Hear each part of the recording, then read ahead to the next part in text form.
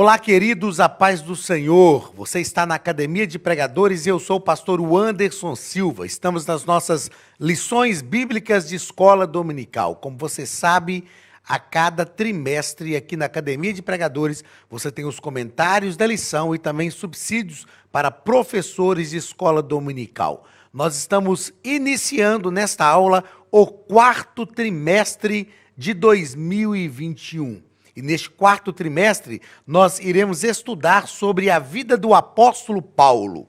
O apóstolo Paulo, lições da vida e ministério do apóstolo dos gentios para a igreja de Cristo. Estamos imensamente felizes, gratos a Deus pela sua vida, pela sua companhia conosco, mais uma vez, aqui na Academia de Pregadores. E nesse trimestre, as nossas lições são comentadas pelo pastor Elienay Cabral. O pastor Elienay Cabral dispensa comentários, não é? Um grande homem de Deus, pastor, conferencista, escritor, professor aqui na Academia de Pregadores. E o pastor Elienay Cabral é também o consultor doutrinário e teológico da CGADB e da Casa Publicadora das Assembleias de Deus. Então seja muito bem-vindo à nossa Escola Bíblica Dominical, a este quarto trimestre de 2021. Na aula de hoje, abrindo o trimestre, estudaremos a lição de número 1, que vai nos tratar sobre o mundo do apóstolo Paulo. Lição de número 1, o mundo do apóstolo Paulo. Lição do dia 1º, aliás, lição do dia 3 de outubro de 2021, o mundo do apóstolo Paulo. O texto áureo da nossa lição vai nos dizer o seguinte: disse-lhe, porém, o Senhor, vai, porque este é para mim um vaso escolhido, para levar o meu nome diante dos gentios e dos reis e dos filhos de Israel. Atos, capítulo 9 e versículo 15. Nós sabemos muito bem que este texto é a palavra de Deus para Ananias, quando Paulo, depois de ter o encontro com o Senhor, estava na casa de Judas, na rua direita. E o Senhor fala com Ananias para encontrá-lo, e Ananias diz, mas ele não é o perseguidor dos gentios? O Senhor, então, responde para Ananias dizendo, vai, porque este é para mim um vaso escolhido para levar o meu nome. E nesse próprio texto, nós vemos aqui o que eu chamo da amplitude do ministério do apóstolo Paulo. O Senhor diz assim, ele é um vaso escolhido para levar o meu nome diante dos gentios, dos reis e dos filhos de Israel. Nós temos aqui, então, a amplitude do ministério do apóstolo Paulo. E nós sabemos muito bem que isto aconteceu com o apóstolo Paulo, não é? Ele levou o evangelho aos filhos de Israel, ao povo de Israel. O evangelho, através do ministério de Paulo, chegou aos reis, aos príncipes. Nós vamos perceber que Paulo, mesmo preso, ganhou muitas pessoas para Jesus, mesmo preso. E nós vamos entender também que ele foi o apóstolo dos gentios. Ok? Verdade prática nos diz que, segundo a sua soberana vontade, Deus usa as circunstâncias para fazer uma grande obra. Segundo a sua soberana vontade, Deus usa as circunstâncias para fazer uma grande obra. Deus é soberano.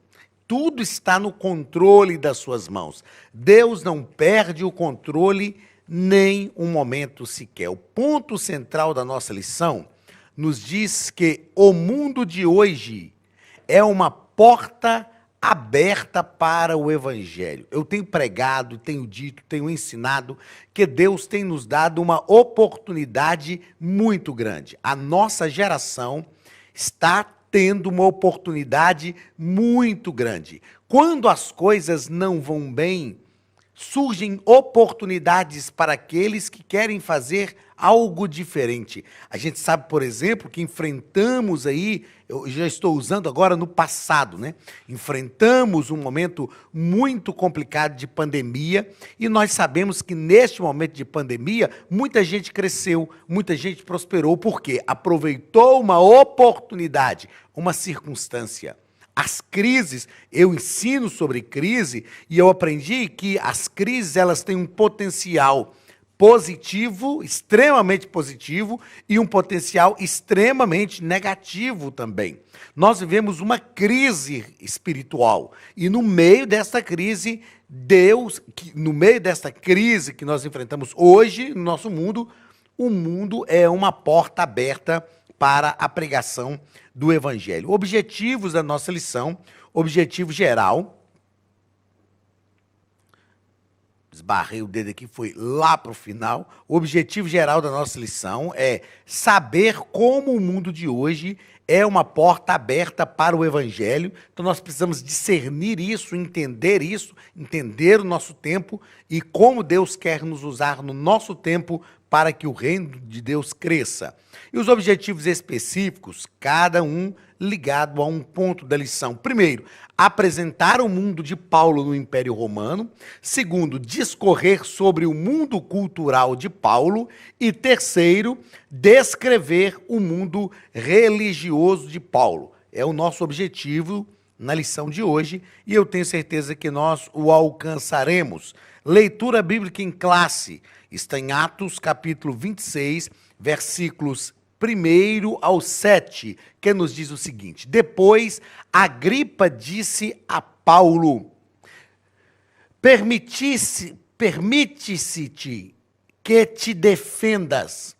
Então, Paulo, entendendo a mão em sua defesa, respondeu: tenho por venturoso, ó rei Agripa, de que perante ti me haja hoje de defender de todas as coisas de que sou acusado pelos judeus. Mormente, sabendo eu que tens conhecimento de todos os costumes e questões que há entre os judeus, pelo que te rogo que me ouças com paciência. Então, Paulo está fazendo aqui a sua defesa diante do rei Agripas. A minha vida, pois, desde a mocidade, qual haja sido desde o princípio em Jerusalém, entre os da minha nação, todos os judeus a sabem. Sabendo de mim desde o princípio, se o quiserem testificar, que conforme a mais severa seita da nossa religião, vivi fariseu. E agora, pela esperança da promessa que por Deus foi feita a nossos pais, estou aqui e sou julgado, a qual as nossas 12 tribos esperam chegar, servindo a Deus continuamente, noite e dia. Por esta esperança, ó rei Agripa, eu sou acusado pelos judeus. Ou seja, na leitura bíblica em classe, o que Paulo está dizendo ao rei Agripa, e nós aprendemos aqui, é que as acusações que pesavam contra ele eram acusações infundadas. Nós vimos aqui o último versículo da leitura bíblica em classe, ele diz, olha, por esta esperança, eu estou sendo acusado por esta esperança, uma esperança que foi dada por Deus aos nossos pais, é por ela que eu estou sendo acusado. Nós vamos perceber nessa lição de hoje, falando sobre o mundo de Paulo, nós vamos perceber a cidadania de Paulo. E ele faz essa defesa diante do rei Agripa, muito bem feita, com conhecimento de causa, com conhecimento jurídico, porque ele era judeu, da tribo de Benjamim, mas era também cidadão romano. Vamos aos comentários da nossa lição, e na nossa introdução, o nosso comentarista, pastor Elianai Cabral, ele vai nos dizer o seguinte, que nós vamos estudar a vida de Paulo durante esse trimestre, e para compreender Paulo, para compreendê-lo melhor, veremos como era o mundo que o apóstolo Paulo atuava. É claro, nós sabemos disso muito bem, que para nós entendermos a vida de alguém, nós precisamos compreender o contexto que a vida dessa pessoa está envolvida. E a partir do entendimento desse contexto, nós conseguimos, então, compreender a vida da pessoa como um todo. Primeiro ponto, o mundo de Paulo. Primeiro parágrafo, entendendo a origem de Paulo. O nosso comentarista vai nos deixar claro aqui que Paulo, nós vamos ver mais à frente que Deus não mudou o nome de Paulo, né? Nós vamos estudar mais à frente, durante esse trimestre, que equivocadamente alguns pensam que Deus mudou o nome de Paulo, mas Deus não mudou o seu nome. E aqui, já nessa primeira lição, o pastor Elianai Cabral nos trata disso. Paulo era o nome romano. Ele era natural da capital de Tarso, na Cilícia, na Ásia Menor. E sobre o seu nascimento, nós não temos realmente muitas informações. E talvez tenha ocorrido no ano 5 a.C. Então, desta forma, Paulo foi crucificado. Quando Cristo foi crucificado, não Paulo, Paulo teria entre 30 e 35 anos de idade, ok? Eu fiz uma observação aqui, tratando de Paulo, que o nome Saulo era o nome hebraico de Paulo, que era derivado de Saul, que foi o primeiro rei de Israel, que era também da mesma tribo, né, de Paulo, a tribo de Benjamim, e o nome Paulo era o nome romano, o nome que ele assumiu já durante o seu ministério. O segundo parágrafo vai tratar sobre a geografia do mundo de Paulo. Quando nós estudamos o Império Romano, nós vamos perceber que o Império Romano abria muitas estradas, e as estradas do Império eram bem como as vias marítimas também, foram de grande importância para a expansão da fé cristã. O próprio Paulo, quando escreve a carta aos Gálatas, capítulo 4 e versículo 4, ele fala sobre cumprindo a plenitude dos tempos, né? Cumprindo-se a plenitude dos tempos. E nós entendemos que este cumprimento da plenitude dos tempos era o cumprimento do tempo de acordo com a vontade de Deus, né? E isso aconteceu. Outra coisa importante nós entendermos também é que essa plenitude dos tempos está falando da contribuição dos povos. E nós tivemos 4 povos que foram extremamente importantes para o crescimento do Evangelho. Essa plenitude dos tempos, que foi um momento específico, um tempo dentro da vontade de Deus, para que Cristo se manifestasse, dentro dessa plenitude dos tempos, existiram 4 povos que contribuíram para esta plenitude dos tempos. A Babilônia, a Média, a Pérsia, a Grécia, a Média e a Pérsia, né? A Grécia e Roma. Babilônia, Média e Pérsia, Grécia e Roma. Esses 4 povos deixaram grandes legados para a humanidade. Quais foram os legados deixados por esses 4 povos? A Babilônia deixou um legado um legado místico. Tudo que nós temos de mística no mundo hoje é herança da Babilônia. O esoterismo, né? A Babilônia era um país muito místico, onde se adorava muito o rei. A gente vê essas histórias principalmente no livro de Daniel, não é? A estátua que todos tinham que adorar, em um dado momento todos tinham que adorar somente ao rei. Então a Babilônia deixou um legado místico. A Média Pérsia deixou um legado ético.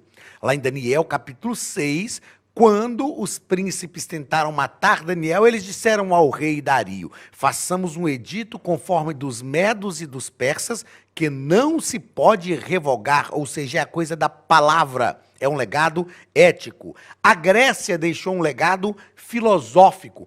Toda a filosofia que nós estudamos até hoje é um legado da Grécia. E Roma deixou para o mundo um legado bélico. Roma teve um exército que foi o maior exército de todos os tempos das civilizações antigas e deixou um legado bélico. Tudo que nós temos de guerra, estratégia de guerra, tudo isso é um legado de Roma. E Jesus nasce justamente no momento do Império Romano. E então Paulo fala, cumprindo-se a plenitude dos tempos, ou seja, havia um tempo, havia um momento certo e tudo isso se cumpriu conforme a vontade de Deus. Queridos, a Academia de Pregadores é a maior escola de teologia online, que está em mais de 48 países. Se você não conhece a plataforma, veja o nosso vídeo institucional. Terceiro parágrafo do primeiro ponto.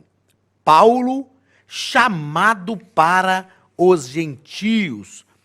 Nós sabemos muito bem, desde o texto áureo aí, que o ministério de Paulo foi um chamado para os gentios.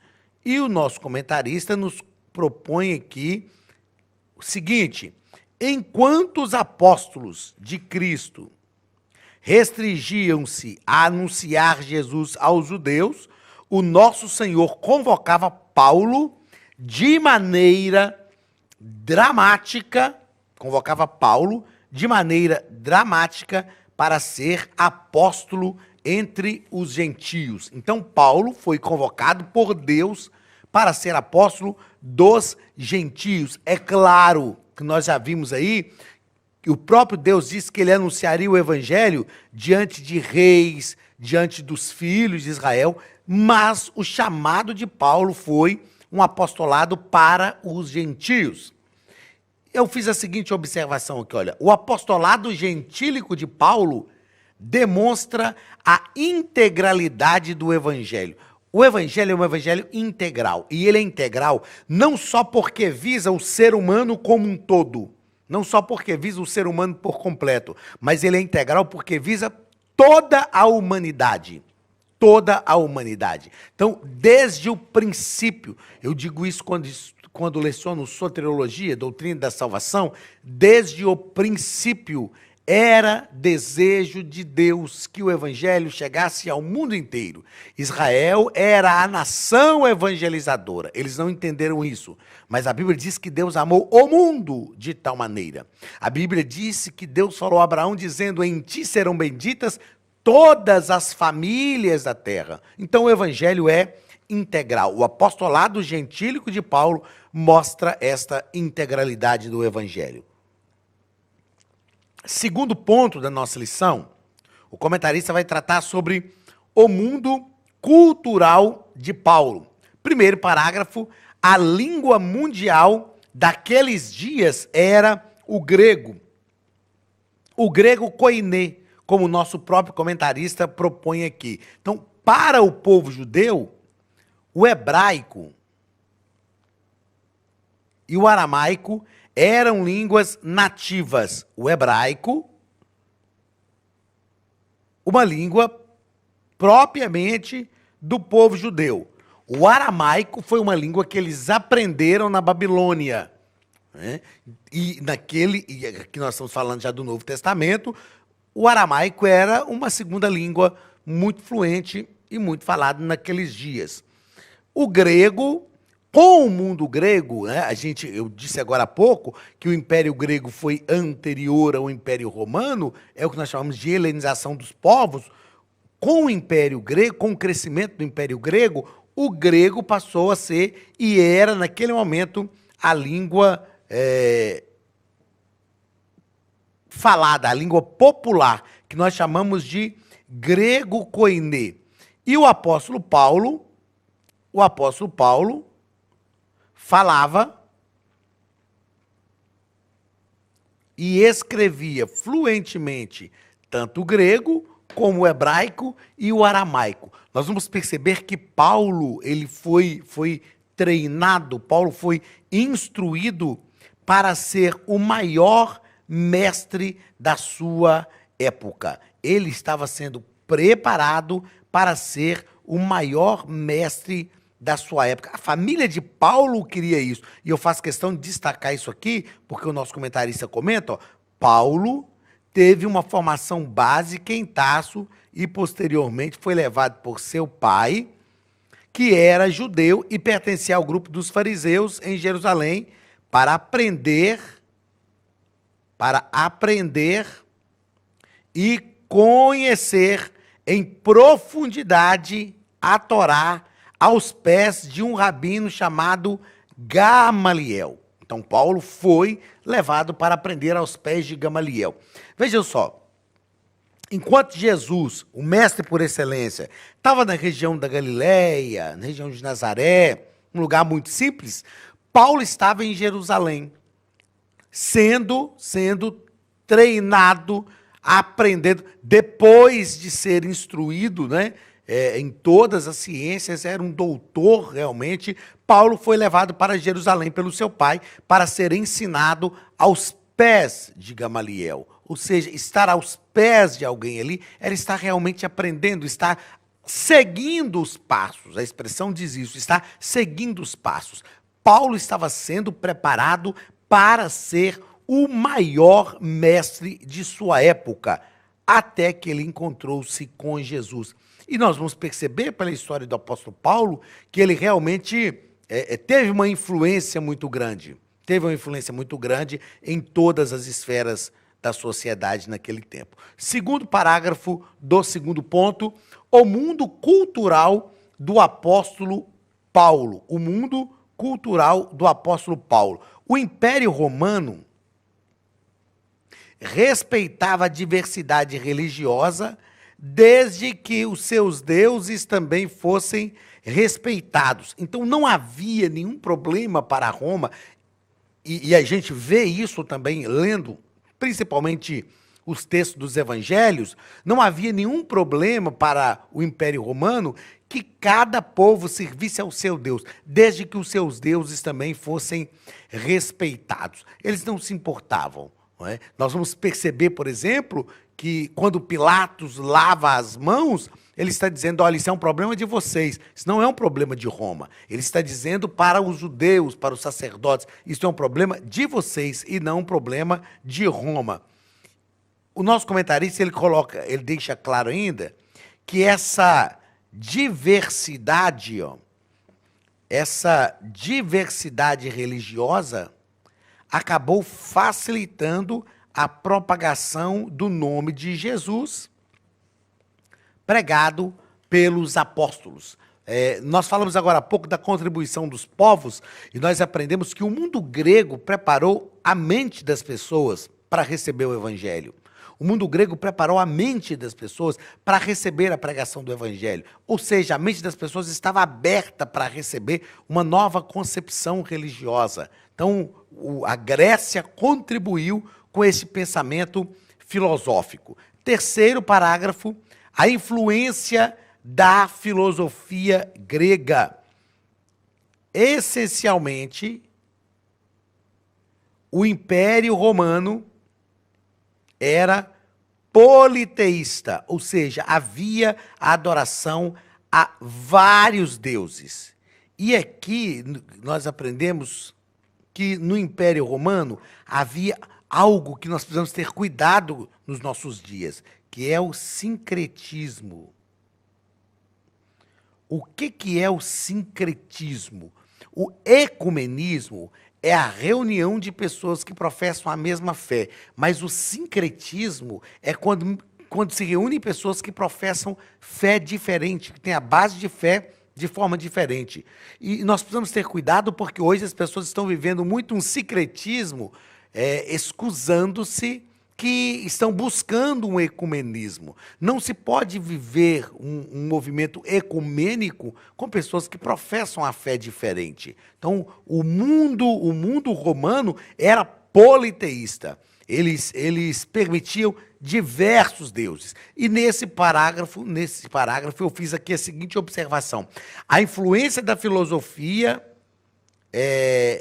hoje e a superioridade da Bíblia. Eu fiz essa observação para a gente pensar sobre a influência da filosofia nos nossos dias e a superioridade da Bíblia. A gente sabe que a filosofia não responde nada. A filosofia questiona.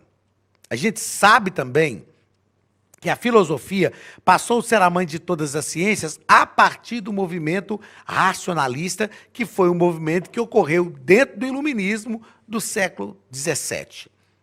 Então, a filosofia passou a ser a mãe de todas as ciências. Idade moderna. Na idade pré-moderna, a teologia era a mãe de todas as ciências. E nós precisamos ter muito cuidado com as influências filosóficas de hoje.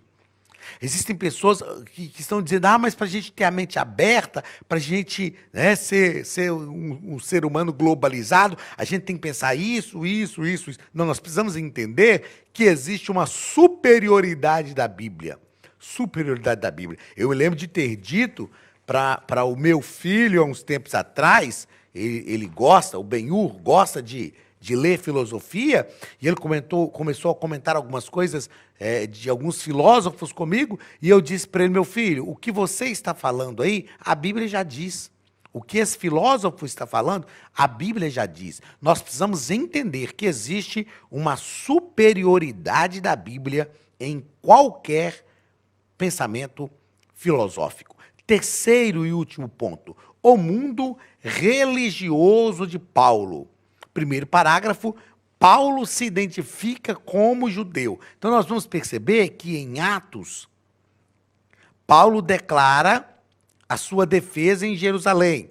Atos 22:3. Ele declara a sua defesa em Jerusalém. E ele deixa claro que era judeu, nascido em Tarso da Cilícia. O pai de Paulo era fariseu zeloso e influente na sinagoga em Tarso e criou Paulo para ser um fariseu também. O pai de Paulo era um judeu a serviço de Roma e por isso Paulo tinha a cidadania romana. Paulo, veja que nós estamos estudando sobre o mundo religioso de Paulo. Então, Paulo era judeu. Como judeu, ele foi criado dentro da fé judaica, ou seja, dentro dos princípios da Torá. Ele foi circuncidado ao 8º dia. O apóstolo Paulo também, ele deu testemunho